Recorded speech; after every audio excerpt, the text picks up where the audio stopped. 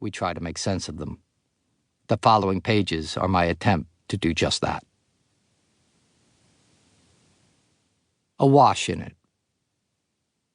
Molly's wisdom teeth had just been pulled. Cheeks still puffy, she bypassed the red carpet, but she was there. John Hughes was there, too, in a pink sport coat with padded shoulders, a large music-clef pin on his wide lapel. His mullet was blow-dried into a flip just above the shoulders. John Cryer was happily mugging for the cameras, wearing a Western-style string tie, shirt collar turned up. Annie Potts was all smiles. And there were others, celebrities not associated with the movie, eager to be seen at the showbiz event du jour. Cher, Michael J. Fox, a bare-chested George Michael.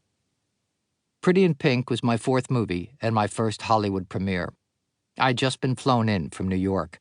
I was filled with the to-be-expected feelings of excitement, as well as a less easily understood sense of dread. It seems probable that one of the studio publicists working the event made sure that someone snapped my photo as I slid along the edge of the red carpet, my eyes on the ground. Yet I'm not aware of a single photo of me from the screening. There were certainly no paparazzi shouting out my name, clamoring for just one more shot. I had been to Mann's Chinese Theater before and placed my hands in the cement imprints made by the old-time movie stars in the courtyard out front. Jimmy Stewart's fingers were a little long, however Steve McQueen's hand fit just right. But I'd never been seated among an audience of 1,000 savvy industry types to watch a movie in which I appeared. About 2/3 of the way back in the packed theater, I took a seat as near the aisle as I could get. Not long after the lights went down and the opening credits began, I mumbled apologies as I climbed over several sets of knees and darted up the aisle. A few stragglers were getting their free popcorn in the lobby as I pushed open the glass door and lunged out into the cool late January night. The red carpet, site of such excitement just a short while earlier, was deserted. The velvet ropes that had held dozens of photographers at bay now stood guard over nothing. Nearby, a few clusters of tourists were laying their hands on the imprints of the immortals, laughing, taking snapshots with clunky flash cameras. At the curb, giant Klieg lights still beamed up into the heavens. In my ill-fitting black blazer and skinny tie, I searched up and down Hollywood Boulevard, looking for a place to hide. Directly across the street was Hamburger Hamlet, an old-school Hollywood institution long past its heyday. I hustled past the leather-clad booths and made directly for the deserted bar. Over the next 90 minutes, I downed more than a few straight vodkas on the rocks and kept my head down. The after-party was at a nightclub called the Palace. Laser lights slashed through the smoky room as that 80s beat filled the air. The club was full. People clustered by the bars, danced. Everyone shouted to be heard. I wafted through the party on a cloud of alcohol and cigarettes. Eventually, I was corralled along with James Spader for a quick on-camera chat.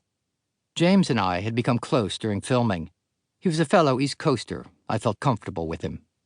For reasons that made sense only in a world created by MTV in the 1980s, Fee Waybill, the lead singer of The Tubes, was conducting interviews and had the unenviable task of trying to get James and me to speak coherently about the movie, or anything at all. James rambled on in his charming patrician fashion about a car he had once owned. I swayed back and forth, drunk and anxious, blowing cigarette smoke and trying not to appear frozen by the few benign questions that were lobbed my way. In a career of bad interviews, this one was particularly inept. It didn't matter. The movie was about to become a hit, and success would land hard upon me. Over the next several years, I would ride high and get tumbled and tossed in the backwash. What would happen over that brief period of time would grow to define me in the eyes of a great many, as well as in my own estimation, for a long, long time to come.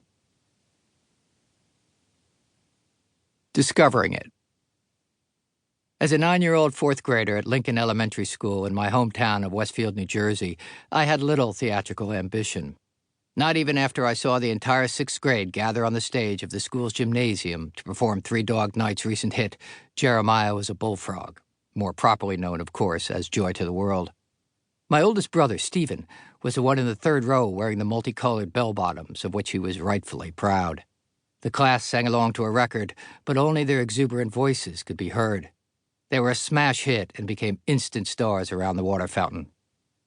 All through this year of 1971, I had a wild crush on Dana Crawford. It was my first experience with distracting preoccupation and inexplicable longing.